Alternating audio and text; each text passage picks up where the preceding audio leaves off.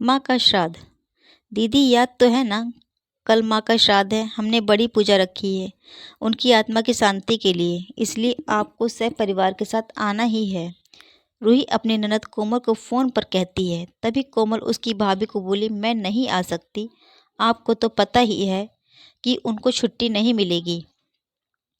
अरे दीदी, ऐसे कैसे? माँ के जमाई और उनकी बेटी उनके श्राद्ध में नहीं आएंगे तो उनको शांति कैसे मिलेगी? इसलिए आपको आना ही पड़ेगा, बाकी मुझे कुछ भी नहीं पता। इतना बोलकर रूही फ़ोन रख दिया। इधर कोमल पुरानी यादों में खो गई। जब उसके पापा की मृत्यु हुई थी तभी कोमल अपने मायके गई हुई थी। कोमल को माँ बोली, बेटा तुम्हारे पापा मुझे छोड़कर अकेले ही चले गए, पता नहीं अब किसके आधार पर छोड़कर गए। माँ कोमल को गले लगकर रो रही थी। तब कोमल बोली, यह सब तो है ना माँ, भैया भाभी और बच्चे, तो चिंता क्यों करती हो? कोमल कई दिनों तक अपनी माँ के पास रहकर आई थी, लेकिन हमेशा ज़्यादातर फ़ोन पर बोलना होता था। कभी कॉल पर तो कभी वीडियो कॉल पर बोलना होता था। बेटा क्या बनाया तूने? एक दिन माँ ने वीडियो कॉल पर पूछा। माँ आलू की सब्जी और रोटी बनाई है, कोमल ने जवाब दिया। माँ बोली, अरे वाह! सब्जी का नाम सुनते ही माँ की आंखों में एक अलग ही चमक देखने को मिली, जो कोमल को दिखी। तभी कोमल माँ को बोली, माँ तुम्हें खाने का मन हो रहा होगा तो भाभी को बोलो बना कर दें। कोमल हंसते हुए माँ से बोली। तभी माँ बोली, नहीं नहीं, इस उम्र में आलू कहाँ पचते हैं, मैं तो ऐसे ही बोल रही थी। जब तुम्हारे पापा हुआ करते थे तब बहुत बार बनाती थी।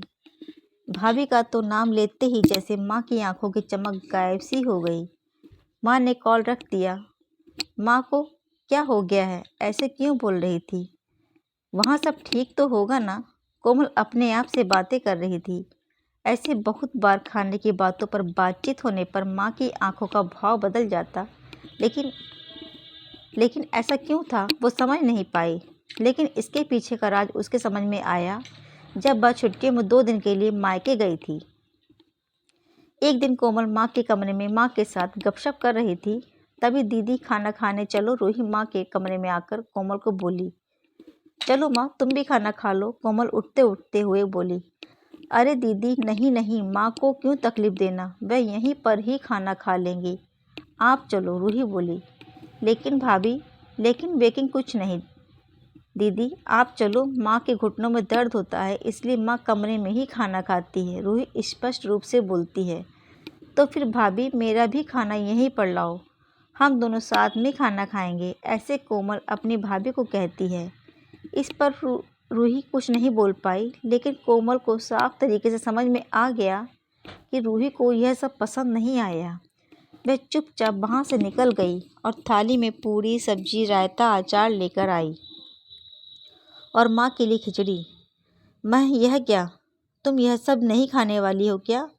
कोमल माँ को बोली। उतने में रूही बोली, अरे दीदी, माँ को यह सब हजम नहीं होता है, इसलिए मैं उनको खिचड़ी और दाल ही देती हूँ। इतना बोलकर रूही वहाँ से निकल गई। माँ ने अपनी प्लेट उठाई। माँ का ध्यान कोमल की प्लेट पर ही था। यह देख कोमल शून्य सी पड़ गई। उसने माँ के मुंह में एक पूरी का निवाला डाला, लेकिन माँ ने मना कर दिया। तब कोमल ने अपनी माँ की आंखों में वही भाव देखा था जो वीडियो कॉल पर देखा था। पता नहीं भाभी का डर था या लड़की के निवाले का मोह था। तब भी कोमल ने पूरा खाना माँ को खिलाया और खुद खिचड़ी खाने लगी। 2 दिन कोमल वहीं पर थी और कोमल माँ को उसकी प्लेट का खाना खिलाती और खुद खिचड़ी खाती। ऐसे 2 दिनों तक चलता रहा। माँ के बहुत मना करने के बाद भी कोमल मात्र जिद में माँ को खाना खिला ही देती थी। वह बोली, भैया मैं कुछ दिनों के लिए माँ को अपने घर ले जाती हूँ। घर जाने से पहले कोमल ने अपने भाई तन्मय को पूछा।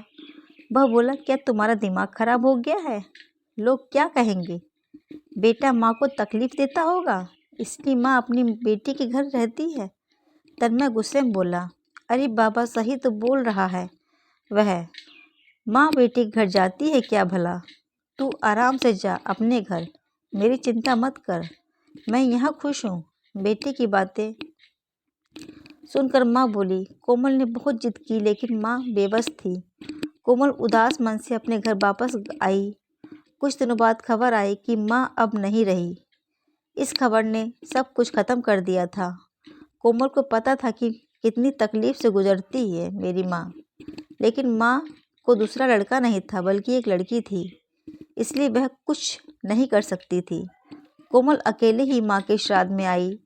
आज माँ के श्राद्ध में 56 तरह के भोग बनाए गए। सब लोग मज़े से खा रहे थे। लोगों ने रूही और तन्मय की वाहवाही करने में कोई कसर नहीं छोड़ी। दुनिया में सबसे अच्छा बेटा और सबसे अच्छी बहू कह रहे थे उन्हें। माँ के गुजर जाने के बाद इतना विचार कर रहे थे। तब माँ जिंदा थी तब कितना सेवा की होगी दोनों ने। कोमल दुखी होकर माँ की तस्वीर की तरफ देख रही थी। तभी दीदी चलो आप भी खाना खा लीजिए। रूही कोमल को बोली, जो माँ के रूम में माँ की तस्वीर सीने से लगाकर रो रही थी। वह बोली, नहीं भाभी मुझे नहीं खाना। लेकिन क्यों? आप नहीं खाना खाओगे तो माँ की आत्मा को कैसे शांति मिलेगी? रूही कोमल को बोली, भाभी जिस खाने के लिए मेरी माँ जब जिंदा थी तब तरसती थी, उसे मरने के बाद दे रहे हो तो वो कैसे तृप्त होगी? सोच कर देखो। एक बार आज आपने पकवान का ढेर लगाया है। माँ जिंदा थी तब आपने उनकी मनपसंद खाने के 2 निवाले खिलाए होते तो माँ वैसे ही तृप्त हो चुकी होती। वही माँ का असल में श्राद्ध कहलाता। यह जो भी हो रहा है वह सिर्फ एक दिखावा है। इसकी वजह से माँ कैसे तृप्त हो पाएगी? और जो घर से मेरी माँ अतृप्त होकर चली गई, वह घर में मैं कैसे खाना खा सकती हूँ भला?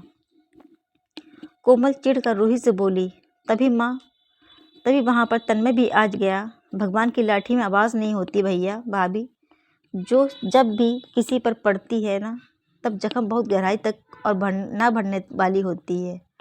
आप भी तो 2 बच्चों के माता पिता हो, लेकिन मैं भगवान से दुआ करूँगी कि आप जब तक जिंदा हो तब तक आपको अतृप्त न रखें। माँ ने तो अपना वनवास भोग कर कहीं नया जन्म लिया होगा, लेकिन आपकी ज़िंदगी बहुत बड़ी है। कोमल यह सब बोलकर माँ की तस्वीर लेकर चली गई। पीछे रूही और तन्मय की गर्दन शर्म से झुक गई। दोस्तों, माँ बाप जिंदा हैं तब तक उनकी सेवा करना, उनकी हर इच्छा पूरी करना, वहीं उनका असली श्राद्ध होता है। उनकी मृत्यु के बाद कितने भी 56 भोग बनाएं, सब व्यर्थ है। आज की हमारी स्टोरी आपको कैसी लगी? अच्छी लगी तो प्लीज़ लाइक, सब्सक्राइब, शेयर करना ना भूलें। Thank you.